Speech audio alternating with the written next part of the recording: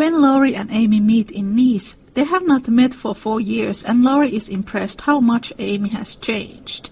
Quote from the novel.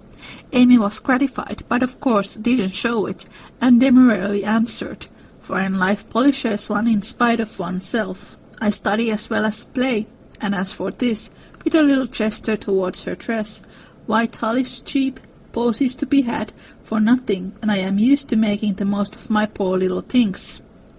Amy rather regretted that last sentence, fearing it wasn't in good taste, but Laurie liked her better for it, and found himself both admiring and respecting the brave patience that made the most of opportunity and the cheerful spirit that covered poverty with flowers.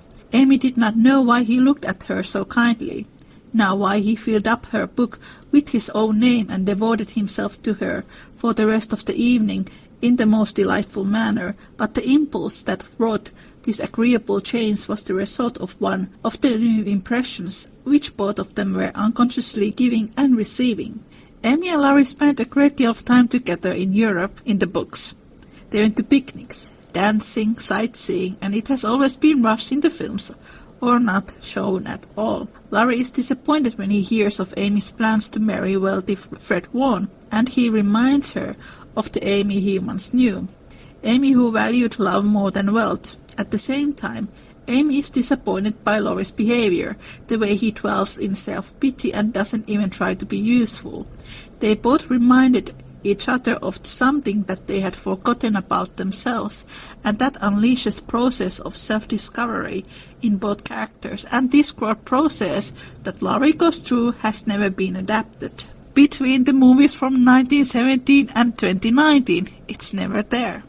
And that also includes the TV versions, and animations, and the musical, and the opera.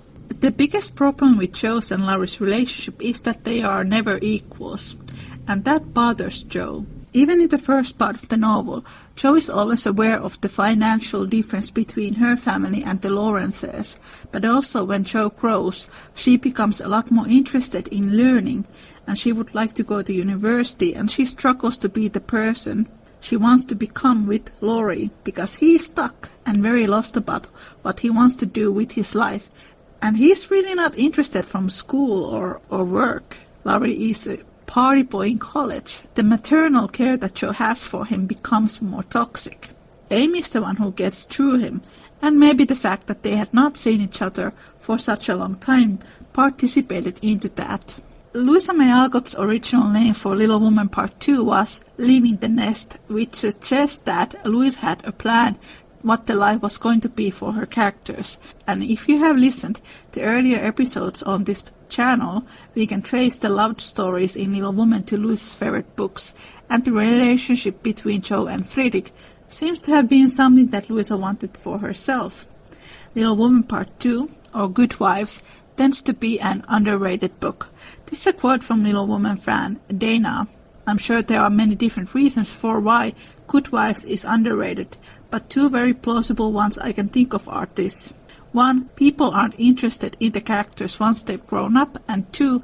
They aren't satisfied with the ending, so by skipping or ignoring Good Wives they can avoid what they don't like, and I bet you alive, part of that dissatisfaction comes from the group of fans who ship Joe and Laurie, because ignoring Good Wives means they don't have to worry about the pair not getting together, or Amy and Laurie, or Joe and Fritz. The name Good Wives, I believe, was something that Louisa's publisher in Britain came up, and that is the name that Part 2 has been sold in Europe. I tend to use Good Wives in this podcast because I'm used to it.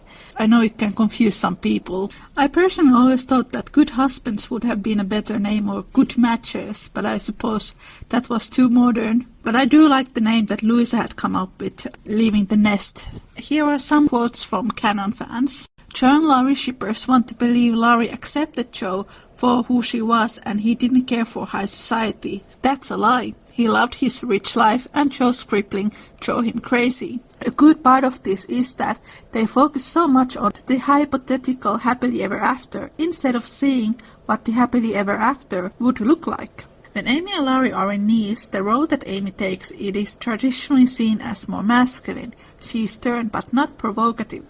The adult Amy is quite a catch. She is worldly and uses all the right words. She even gives Laurie good advice how he could win Jo's love, or at least gain her respect.